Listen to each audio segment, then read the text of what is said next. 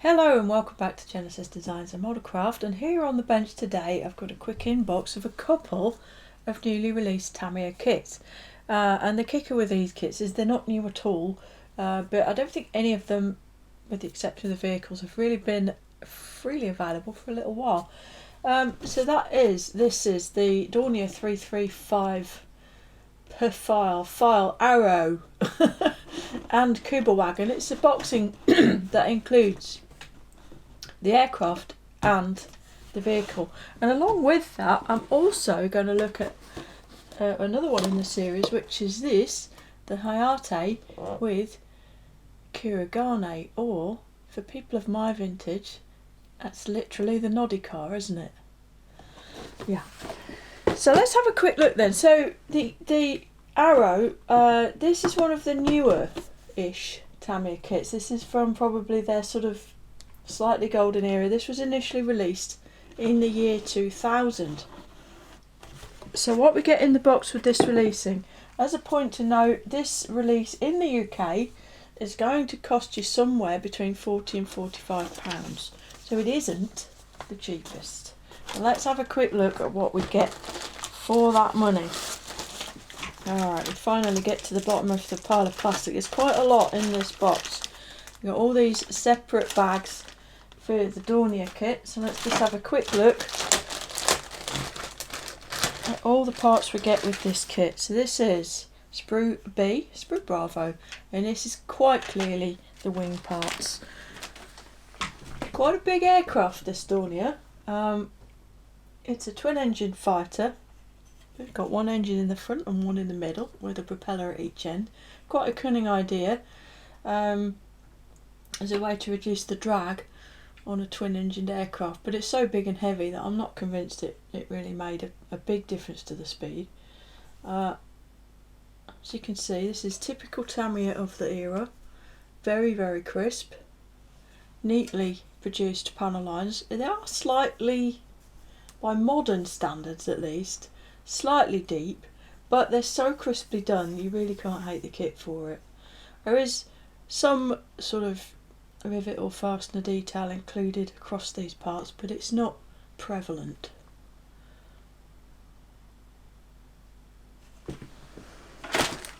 Next packet then, the other main pack of sprues. We've got two in here.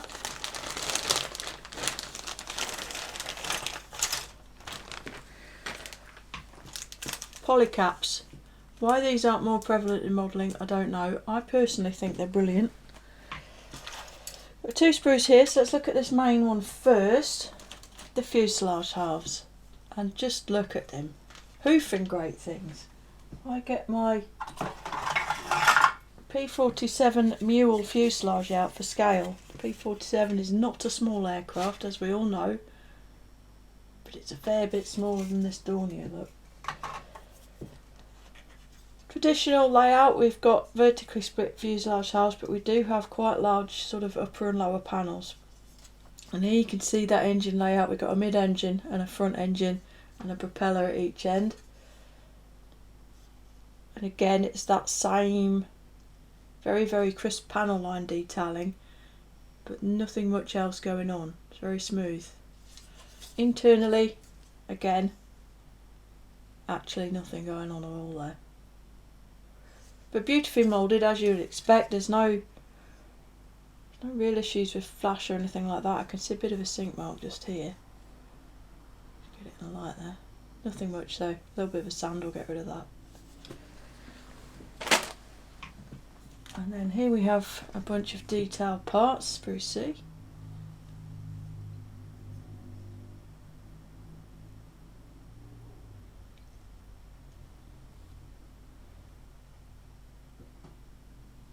Bring you a close up of these areas here, as you can see. Beautifully crisp, beautiful. Very, very nicely done. Somewhat simplified, yes, simplistic even, but very, very nicely done, and certainly a cut above the Hasegawa kits of the time. You've got a radiator face over here, pilot's seat here. But yeah, it's of its age, you know, the detail is there. but it's somewhat simplified throughout, I think. Now we still have yet more, 2 more packs here. So what's this one? This is some tailplanes and wheels, and we also have a pilot. This is something Tamiya always did do, was provide pilots, and they are very decent figures actually. Don't seem to be doing it so much now. You have a bomb there and some exhaust pipes. Again, the details. Again with that very smooth and crisp surface. And here's France. Or is this one helmet? I'm never sure which is which. They're basically twins.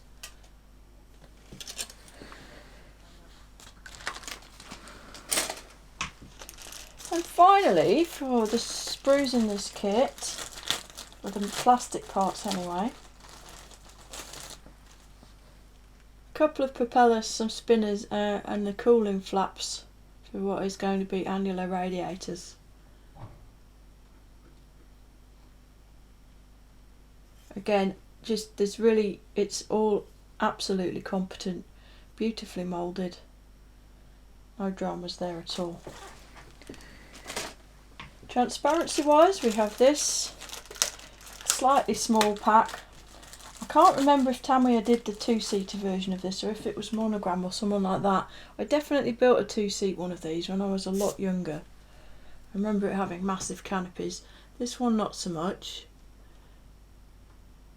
They're exactly what you'd expect from Tamiya. They're beautiful.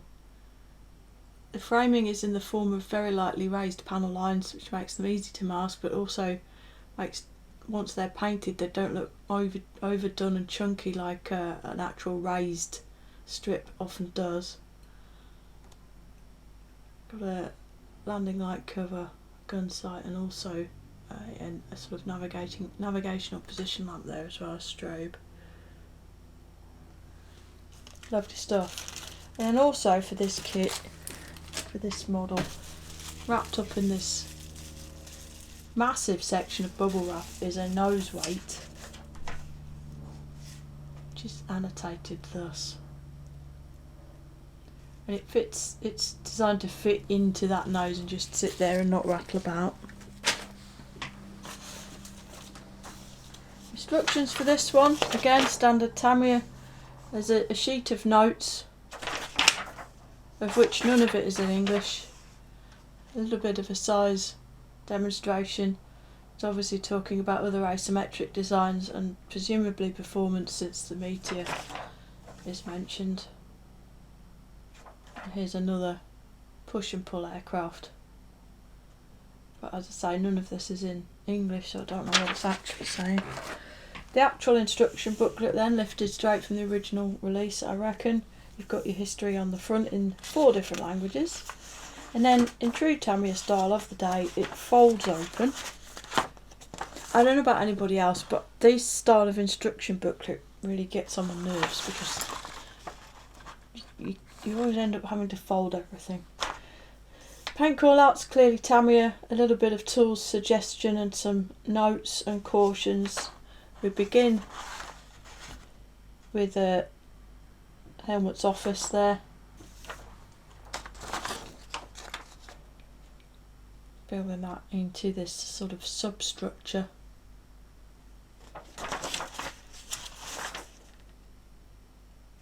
There's your radiator stuff going in. Your cowls.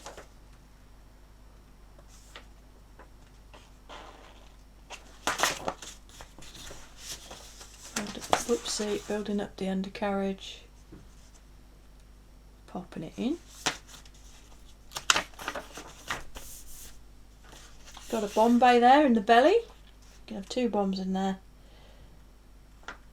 And then you've got a load of radiators and sort of vents and ducts that you need to fit around the tail here.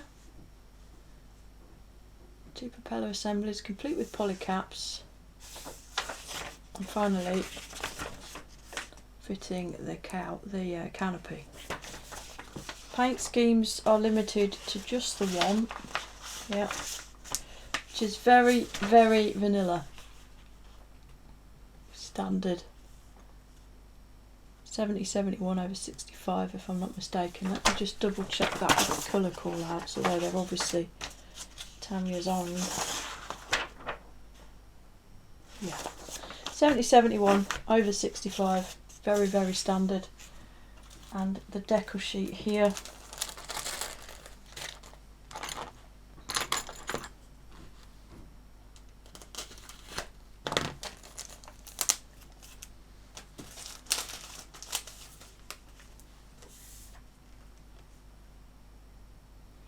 thankfully to modern Tamiya decal standards.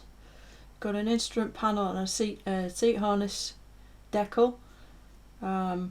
These can be adequate in some situations, these seatbelt decals. I'm not convinced this is one of them, although you might get away with it with a closed canopy. But not convinced. We do have swastikas included, although they do not feature in the instruction art, or indeed on the box art. So I'm going to assume that for those countries where this is a band's logo, you just have a completely different decal sheet, or this end just gets snipped off.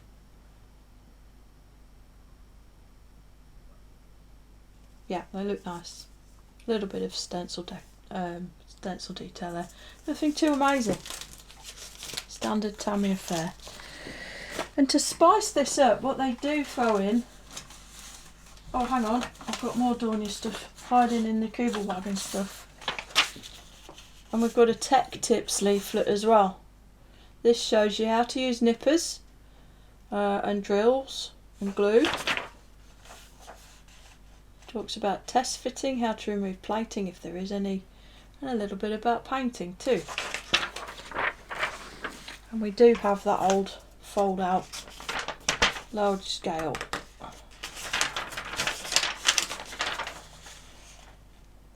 Painting diagram. Now these are, if memory serves, and looking at, no, it isn't, I lied. Quite often in Tamiya kits these have been the right size, so you can use them to make masks from. This one isn't. It's reduced to 95%, it says. So if you want to make masks from it, you'll need to use a copying machine and enlarge at 105% to give you a full scale pattern to make masks from for the camouflage. But for splinter camo is no bad thing. And yes, then to add to that, we've got this Kubelwagen. So the Kubelwagen is built on the Beetle chassis, Type 81 and Type 82, more correctly at the time. There we go. Oh, the sprues plugged together, that's nifty. They're literally plugged together on purpose to stop them rattling about. There's a peg here and a matching hole, socket even. Oh, there's two. A peg and a socket for them to snip, so the sprues actually plug together to save them rattling about in the box. That's nifty. And as you'd imagine, in 1/48 scale, there's really not much to this. They're not very large vehicles in the first place, and obviously 48 is a relatively small scale. But even so, the detail that we have here is quite impressive. Look at these wheels, for instance. They're absolutely beautiful, and they're moulded so that the tyre is in one piece, so there's only just that small mould seam to get rid of, and then the rear part of the wheel plugs into the back. We've got a full chassis all in one, side pieces. There's your dashboard again, beautifully detailed. Folded down roof. We do not have a roof up option here. We've got another pilot, but this time standing, and again just superb moulding here, absolutely beautiful. And his Batman, shall we say, his driver. You've got a representation of that old air-cooled flat four just poking out of the bottom here. So when you flip the model over, there are things to see. All in all, it's delightful. You do also have a clear plastic windscreen there. This kit was released by itself in 2003, so it's a tad more modern than the 335, and honestly without wishing to sound like I'm dissing the kits at all, it shows. You can see Tamiya did up their game as time went on. Not that it was a bad game in the first place, but yes, here we have a Kubelwagen to go with the Dornier. And here are the instructions for it, as to colours, including colours for your men. And apparently this is for JG3 France, June 1944. And the instructions again fold out, but this time vertically. All the same Tamiya detail, and you've also got the painting, got several options here. JG3 France, JG53 Italy, an unknown Eastern and an unknown Italian.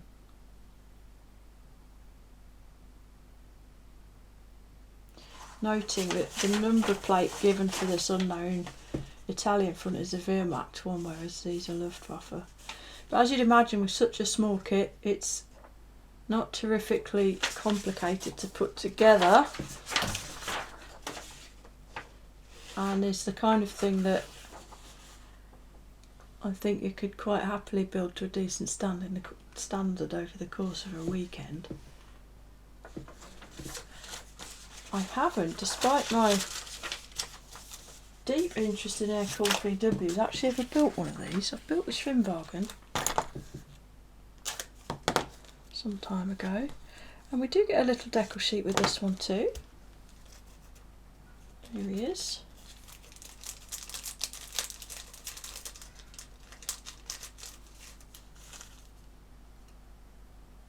Couple of emblems and a bunch of number plates basically, but they're all beautifully printed and completely legible. Very, very nice stuff. So that's the Dornier kit, £40 to £45 as best as I can see, for the Dornier 335 and the Kubelwagen. Now Tamiya have released a selection of these. There are others in the range, and one of them is this. Now, hands up who else is suddenly interested in the Hayate since the Armour Hobby kit was released? Anybody? Or is it just me? Not sure. Certainly on my part, yes. Obviously I've been aware of the aircraft, but suddenly much more interested in it.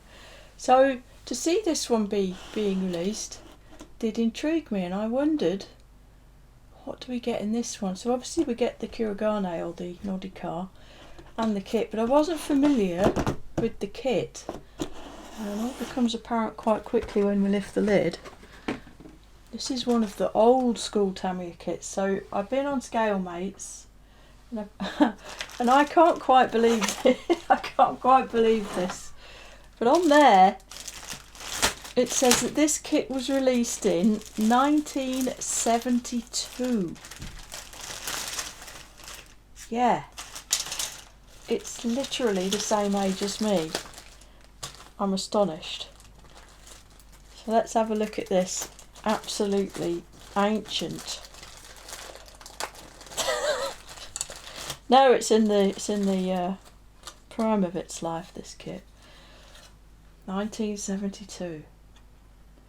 And for those of you who are also just as old as me, you'll immediately recognise the style of this. The style of the numbering, the lettering on the sprues, all of it. If you ever built olden days Tamiya kits, and if I'm absolutely honest, I think pretty much the only one I ever built was the Lancaster, actually, the big Lancaster. So yeah, very simple as befits its age. Wings, got some raised panel lines and some rather excellent chunks all along here. A bit of moulded in detail in the wheel wells. Uppers are the same. Do have some recessed fastener detail on these.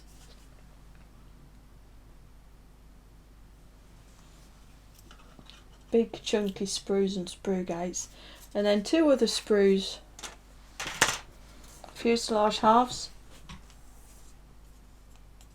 this has a mixture of raised and recessed panel lines, moulded in exhausts, couple of figures, a standing pilot and a seated pilot, and they're actually pretty decent with a bit of clean up.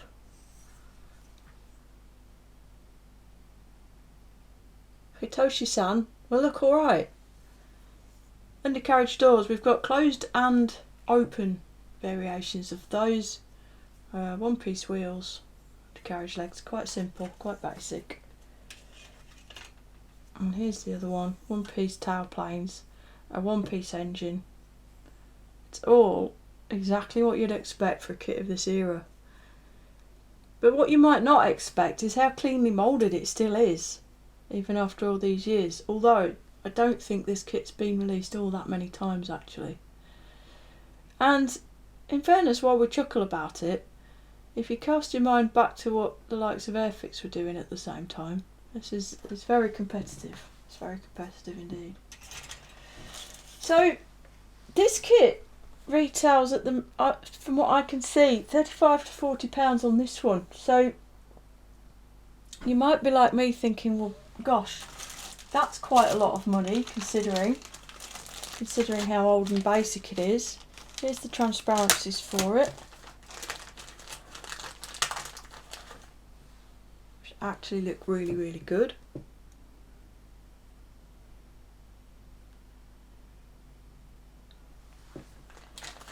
And let's dig out the instructions. But yes, considering its age, you might think, well, golly, I'm not too impressed that that's the same price as the Dornier. The Dornier's a decent and completely relevant, actually quite modern kit, but this is like a Airfix vintage classics gone wrong, isn't it? Well, they have sweetened the deal in another way, which we'll see in a minute. Gorgeous period colour plate showing paint schemes. I don't know about anybody else, but I'd be tempted to frame that and put it on the wall.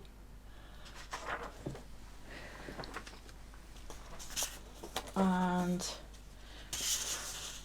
two booklets, one in English, one in Japanese. Yep, this one is in Japanese throughout, apart from the titles, rather oddly, showing painting details. And on the back, instruction. Let's not focus on that one, we'll look at the one that's in English.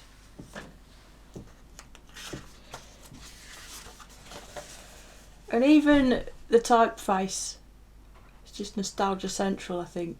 Again, anybody who's built one of these kits back in the day is going to recognise this. There's all the paint schemes again. 5.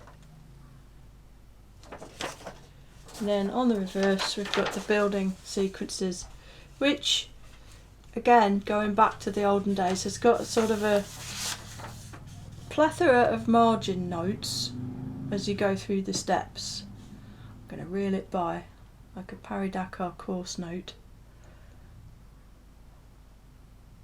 Very, very simple construction. Oh, there we go. We've even got a sprue diagram and completed with black and white photo of your completed model and that. Yeah, here are your decals then. It's a little leaping rabbit or a hare, got an instrument panel decal, and essentially a bunch of Hinomaru. But again, these are printed in the modern style, even if the artwork is presumably from the original kit. So in line with the other release, you also get your little Kurogane. What did I do with the instructions for that? I'm still here. This kit was released in 2008, so this is the most modern of them all, of the ones I've got here anyway.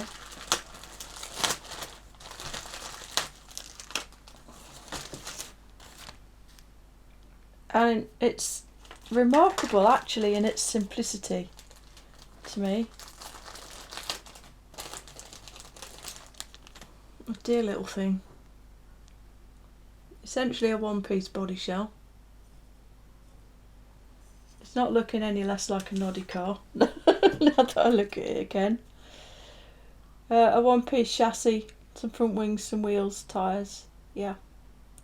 Not many parts to it, but I'm perfectly sure that it would build up into a great little model, and you also get a driver for this as well.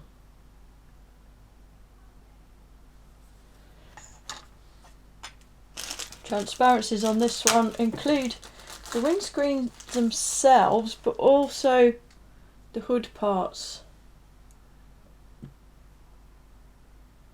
So they have clear parts within them, so that's all been moulded as one. And you've got a lowered hood option there. By hood I mean roof, not bonnet, for my colonial viewers. This is just a single fold out instruction. Army version and Navy version. Same colour, XF49, which is khaki. And as you would expect looking at those sprues, it's super simple kit to put together.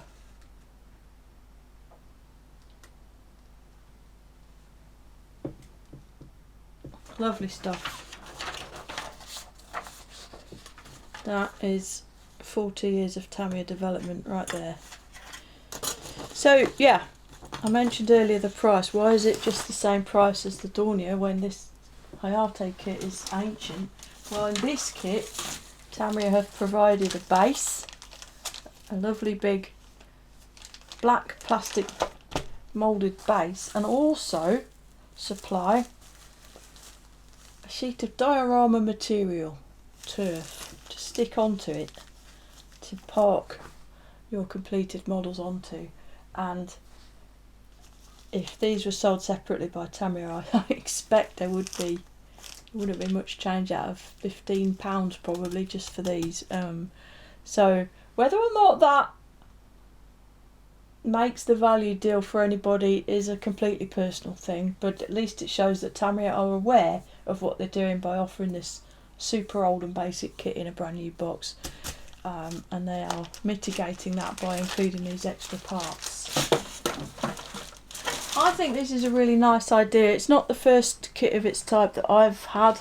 I've actually got this one I've had for quite some time. This is a Hasegawa 48th scale 190A5 with a BMW 327, and the reason actually that I bought this kit when I did is because the first car I ever worked on when I left school was a BMW 328, which is a very close cousin to the 327, so I felt like this would be a lovely addition to the collection, which has been in the collection for 10 to 15 years now and I haven't built, so it obviously wasn't very badly needed.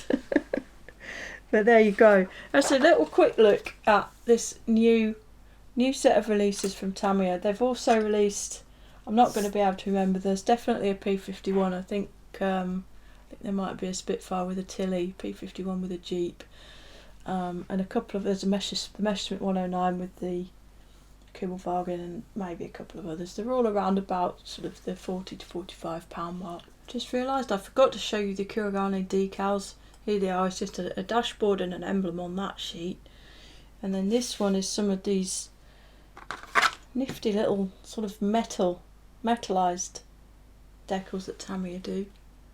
They're sort of slightly three-dimensional, as you can see, self-adhesive emblems basically, but they're very shiny. So there you go, just a quick look at planes, trains and automobiles by Tamiya. A really nice little addition to their range, I think. Nice little sets throughout. I hope that was of some interest to some of you. I think they offer, certainly in the case of the Dornier, they offer very, very good value for money actually. And the Dornier is still a very valid kit even now, as are the previously mentioned P51 Spitfire and 109 kits. So probably a good little addition if anybody likes to do vignettes.